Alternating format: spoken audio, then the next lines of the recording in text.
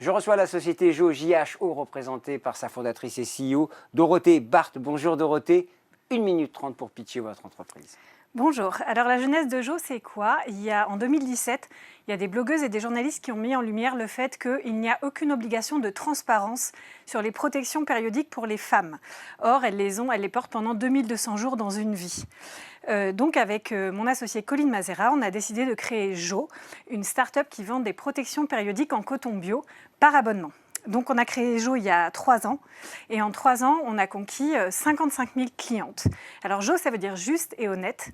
Honnête parce qu'on est complètement transparente sur la composition de nos produits et juste parce qu'on reverse 1,7% de notre chiffre d'affaires à des femmes dans la précarité.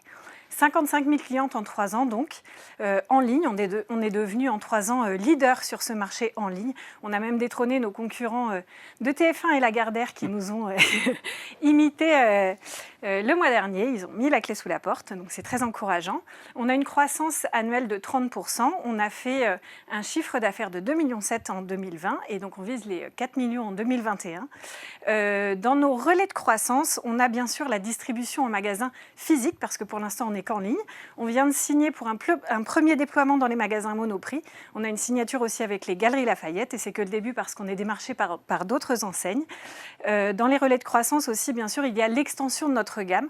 On ne va pas s'arrêter aux protections périodiques pour les règles. On va aussi déployer notre gamme pour toutes les femmes de 12 à 50 ans pour les accompagner dans toutes les étapes de leur féminité.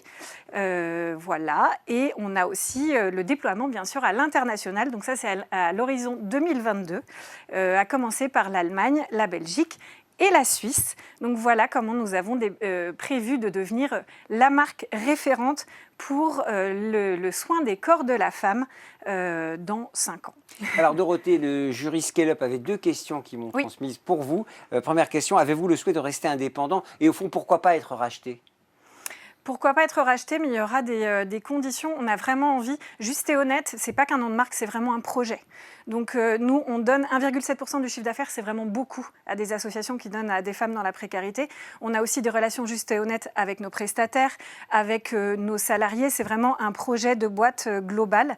Donc il faudra voir si tout cela peut être respecté, mais c'est pas du tout, pour l'instant, on a vraiment envie de garder notre indépendance. Seconde question, est-il possible de breveter les produits que vous vendez ? En fait, pour l'instant, ce sont des produits qui ne peuvent pas être brevetés parce que nous, on apporte des ajustements sur des produits déjà existants. Entre une serviette, un tampon et un tampon, c'est un peu la même chose. Après, quand on va aller vers des produits, par exemple, pour la ménopause, parce qu'on a vraiment envie de prendre soin de la femme de 12 ans à 70 ans, là, on va pouvoir breveter avec des laboratoires avec lesquels on est en train de commencer à travailler et qui sont tous en France. La question que je pose à toutes les fondateurs et CEO des startups qui nous ont rejoints pour ce tremplin, pourquoi vous devriez gagner ce prix Scale-up ?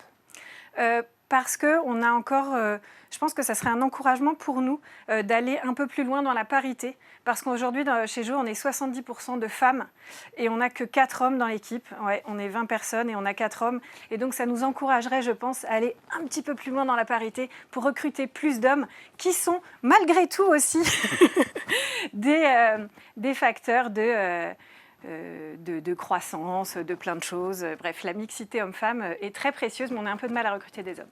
Voilà, c'était la société Jo JHO et sa fondatrice et CEO, Dorothée Barthes. Merci Dorothée. Merci beaucoup.